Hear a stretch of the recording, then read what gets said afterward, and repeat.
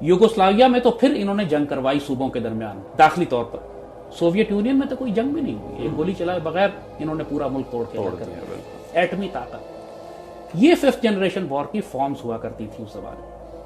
اب جو پاکستان کے خلاف جنگ ہے, ایک بات یاد رکھیے گا کہ پورے مڈل ایسٹ کو پچھلے 15 سال میں انہوں نے تباہ و برباد کر دی. عراق تباہ ہو گیا, شام تباہ ہو گیا, لیبیا تباہ ہو گیا, یمن تباہ ہو گیا. یہ سب پورے مسلم دنیا کی تباہی کیوں برپا کی انہوں نے؟ ایک سمپل اس کا ایک آنسر ہے کہ اسرائیل کو اپنی سرحدیں محفوظ کرنی تھی. That is the bottom line.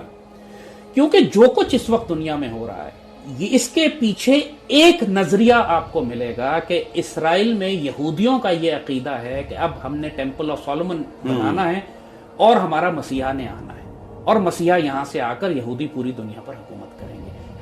Just keep this in mind, کیونکہ پہلی جنگ عظیم بھی اسی مقصد کے لیے کرائی گئی تھی, جس کے بعد خلافت عثمانیہ کو توڑ کر بیلفور ڈیکلیریشن اور اس کے بعد انہوں نے یہ سارا فلسطین کا علاقہ یہودیوں کو دینے کا وعدہ کیا.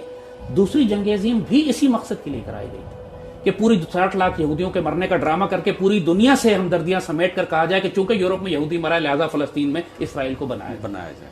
سب ڈس انفارمیشن کی گئی تھی ایک پرپس کے لیے, to create the state of اسرائیل.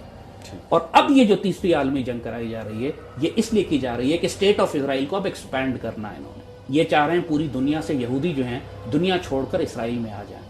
اس لیے دنیا کو تباہ کیا جائے گا, دنیا میں جو کرائسس اور انارکی برپا کی جائے گی اس کو انسیف کیا جائے گا یہودیوں کے لیے بھی, تاکہ یہودی سارے اسرائیل میں جب اسرائیل میں آئیں گے تو وہاں ان کو جگہ چاہیے, جگہ ہے نہیں, تو پھر وہ ایکسپینشن کے لیے مسلمان ملکوں کو تباہ کرنا ہے جو دائیں بائیں.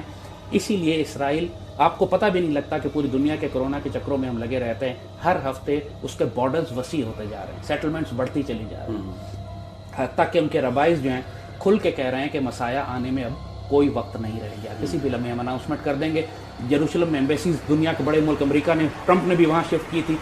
سو بنیادی طور پر یہ کروسیڈز ہے, یہ ایک ریلیجس وار ہے جو شروع ہو گئی ہے.